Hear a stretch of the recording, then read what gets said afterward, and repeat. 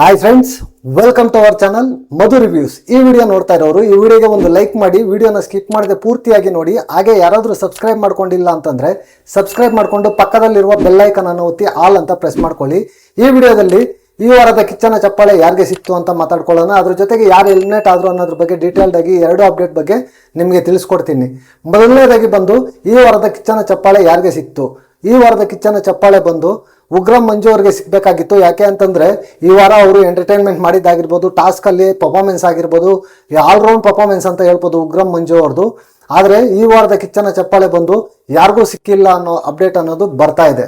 Next ಎರಡನೇದು ಬಂದು ಈ ವಾರ ಎಲಿಮಿನೇಟ್ ಯಾರಾದರೂ. ಈ ವಾರ ನಿಜವಾಗ್ಲೂ ಒಂದು ಶಾಕಿಂಗ್ ಎಲಿಮಿನೇಷನ್ ಅನ್ನೋದು ಆಗಿದೆ.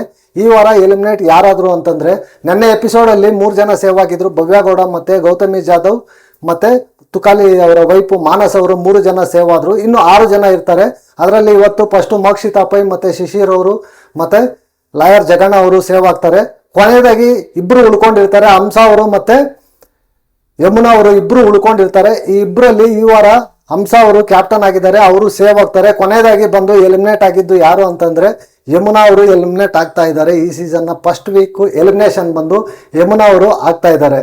ಅದಕ್ಕೆ ರೀಸನ್ ಬಂದು ತುಂಬ ಇದೆ ಅಂತ ಹೇಳ್ಬೋದು. ಯಾಕಂತಂದರೆ ಸ್ಟಾರ್ಟಿಂಗಲ್ಲಿ ಬಂದು ಯಮುನಾ ಅವರು ಓವರ್ ಆ್ಯಕ್ಟಿಂಗನ್ನು ಮಾಡ್ತಾ ಬಂದರು, ಓವರ್ ಆಗಿ ಅಗ್ರೆಸಿವ್ ಆಗ್ತಾ ಬಂದರು, ಓವರ್ ಆಗಿ ಮಾತುಗಳನ್ನು ಆಡ್ತಾ ಬಂದರು. ಅದ್ರ ಜೊತೆಗೆ ಜನಕ್ಕೆ ಕನೆಕ್ಟ್ ಆಗೋದಕ್ಕೆ ಜಾಸ್ತಿ ಆಗಲಿಲ್ಲ. ಅದರಿಂದ ಅವರು ಈ ವಾರ ಪರ್ಫಾರ್ಮೆನ್ಸು ಅಷ್ಟೇ. ಫಸ್ಟ್ 2 ಡೇಸ್ ಮಾತ್ರ ಸ್ಕ್ರೀನ್ ಪ್ಲೇಸು ತುಂಬ ಚೆನ್ನಾಗಿತ್ತು. ಆದರೆ ಅದು ಫುಲ್ಲು ನೆಗೆಟಿವ್ ಆಗೇ ಹೋಗ್ತಾ ಇತ್ತು, ಪಾಸಿಟಿವ್ ಆಗಂತೂ ಹೋಗಿಲ್ಲ.